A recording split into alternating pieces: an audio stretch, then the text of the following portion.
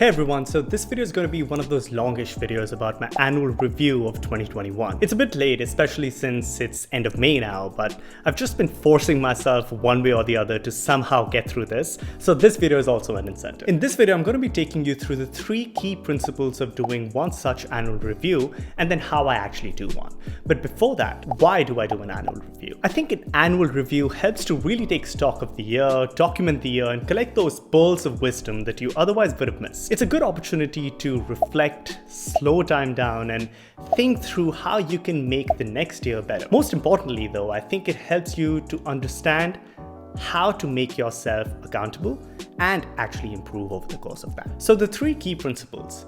First, templates don't work. From what I have learned so far, I don't think any Notion template or any other software's template will help you authentically complete an annual review.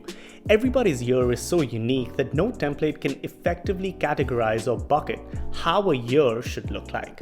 Sure, you can take some inspiration from others, but usually being authentic and original works best for me. Second, distancing yourself is important. I think it's important to look at your year not from your own lens, but from a third party's lens. It's as if how you would view the year gone by in somebody else's shoes. And I think this is important because it helps you to be objective rather than be a victim of some bias or be really influenced by some view or the other. And third, find the perfect resolution. You need to be able to zoom in and zoom out and find the optimal focal point or resolution at which you can take a moving snapshot of the year. This is hard but important because it forces you to prioritize what to see and how to see it, what to zoom in and what to zoom out of. And just forcing yourself to do this helps you sift through the many lessons or experiences and truly see what actually matters in hindsight.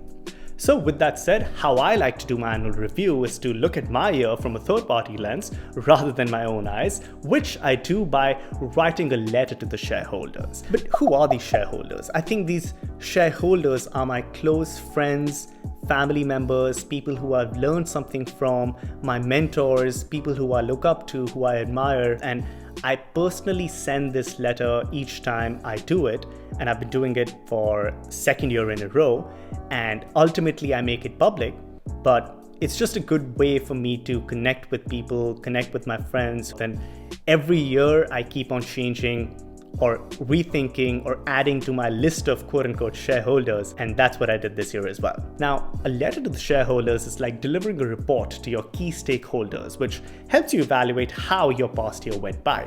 If you've read Warren Buffett's or Jeff Bezos' letter to the shareholders, you probably know what I'm talking about, but if not, go ahead and read them. So 2021, I actually ended up writing 2 letters. One was for the first quadrimester and then I got too exhausted and so I didn't carry it on. And the other was for the entire year. And I start off the letter by talking about, all right, here's my letter to the shareholders. I give a brief executive summary over here. And then I just dive right into how would I summarize the entire year in like a few sentences. And so I write that 2021 was for me a continual blizzard because I started off from one particular direction and ended up in a completely different one. So it was fun. It was a lot of ups and downs and largely due to problems at work, which I was fortunate to solve. But it was a fun experience. It was the best of times. It was the worst of times. I think when I look back, I think 2021 will form a very interesting part of my entire journey, both from a work angle, personal development angle, relationships, health, and so on and so forth. And so I say that can't go back and change the beginning, but you can start where you are and change the ending. So I bucket 2021 into 3 things: the yin-yang of work, self-exploration, and the 3 health axes. And it's pretty interesting to me why 2021 ends up coming into this sort of a bucket, because I think let's talk about work. The yin-yang of work effectively for me was such because on one hand, there was chaos, and on the other hand, there was order. But within chaos, there was order, and within order, there was chaos. It's a classic way of understanding things and really categorizing and reflecting. So I wrote down this entire thing after many drafts, and that was a fun thing. I don't go into what I worked on precisely, but I really took out the details of what I learned. And so I referenced some artwork, I talk about it. I talk about how articulation of a problem is sometimes the most important thing, more important than even solving the problem itself. And then I talk about the scout mindset. And I say that scout mindset is effectively something that's totally different from the soldier mindset. And you're just scouting, you're just looking for patterns, you're looking for how you can solve problems and so on and so forth. And that is something that is one of the big themes at work that I personally picked up. So yep, that's pretty much for the work part. For self-exploration, I actually have 6 lessons over here. Life happens. Don't mistake sunk cost for consistency. Fun trumps all. Entertainment has strong economic value. Plans and templates fail, and higher order needs drive us.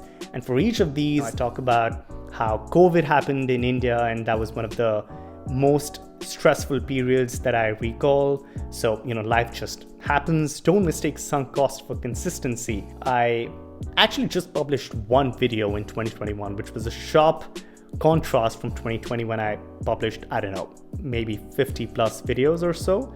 And I remember the pressure that I felt for doing it, but actually ended up not doing, was coming from a place of, I've done YouTube for, let's say, a year, so might as well continue with it. But more often than not, that's sunk cost, which disguises itself as consistency, whereas consistency is more of a meta skill which you can apply to anything, not just, the things that you have been doing. So that was the second lesson. Then I think somewhere I felt that YouTube and all these other pursuits and even my personal goals or ambitions, I think the fun factor was getting lost. And if I was not having fun when I was doing all these other things, then what's really the point of it?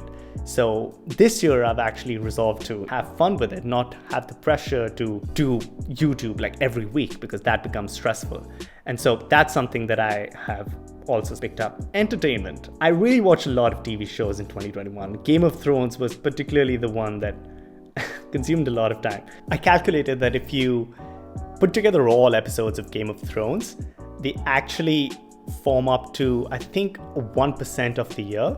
So it's pretty surprising, but 1% of my year was effectively gone into Game of Thrones, because I think 8 seasons and 10 episodes each, or on average, that comes down to 72 hours or so, which is like 3 days.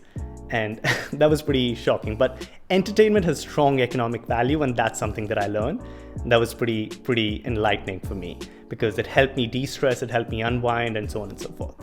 And so then there are other lessons also, but of course you can read through the letter. I'll link it in the description.